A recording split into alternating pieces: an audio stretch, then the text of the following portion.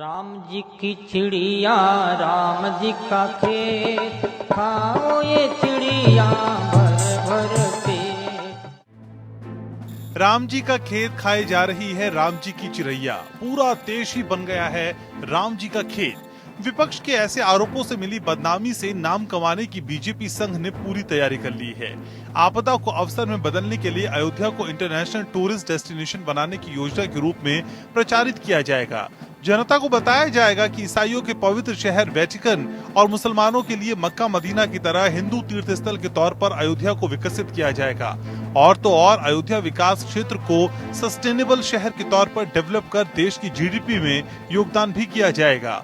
UP के मतदाताओं को समझाया जाएगा कि रामद्रोही मंदिर निर्माण की राह में बाधा खड़ी करना चाहते हैं, इसलिए इस बार बीजेपी की जीत जरूरी है। कहा जाएगा कि मंदिर अभी नहीं तो कभी नहीं। दरअसल बीजेपी कई दशकों से देश की सत्ता पर काबिज होने के लिए राम मंदिर के मुद्दे पर राजनीति करती रही है।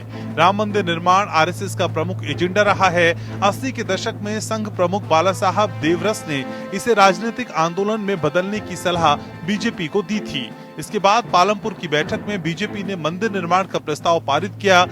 लालकृष्ण आडवाणी ने 1990 में राम रथ यात्रा निकालकर इस आंदोलन को बड़ा रूप दिया। वहीं अयोध्या में 6 दिसंबर 1992 को बाबरी मस्जिद का ढांचा गिराए जाने के बाद बार बार संघ और बीजेपी से मंदिर निर्माण की तारीख को लेकर सवाल किए जाते रहे। बीजेपी भी केंद्र से लेकर राज्य तक मंदिर मामले को भुनाती रही। नवंबर 2019 में सुप्रीम कोर्ट के फैसले के बाद पिछले साल अगस्त में मंदिर निर्माण का काम शुरू हुआ। सरकार ने 5 फरवरी 2020 को एक गजट अधिसूचना के जरिए राम मंदिर निर्माण के लिए श्री राम जन्मभूमि तीर्थ क्षेत्र ट्रस्ट का गठन कर दिया। खबरों के मुताबिक ट्रस्ट ने जनवरी 2021 की शुरुआत तक लगभग 2100 करोड़ रुपए जुटा लिए थे। जनता के चंदे के इस पैसे से अयोध्या में जमीनें खरीदी जा रही हैं। घोटालों में आरोप लग रहा है कि इन जमीनों के दाम प्रति सेकंड 5 लाख रुपए बढ़ाकर खरीद की गई।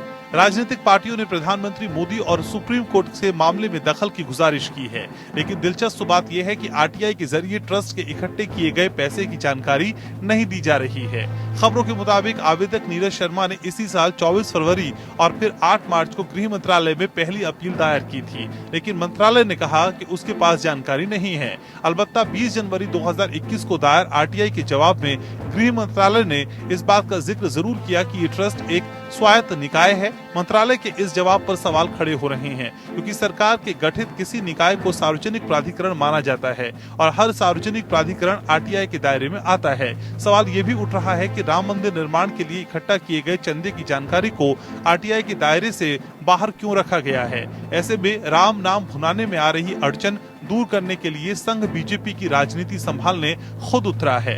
योगी आदित्यनाथ और मोदी शाह के मनभेद और केशव प्रसाद मौर्य से मतभेद दूर करने में संघ ने सामने आकर भूमिका निभाई है।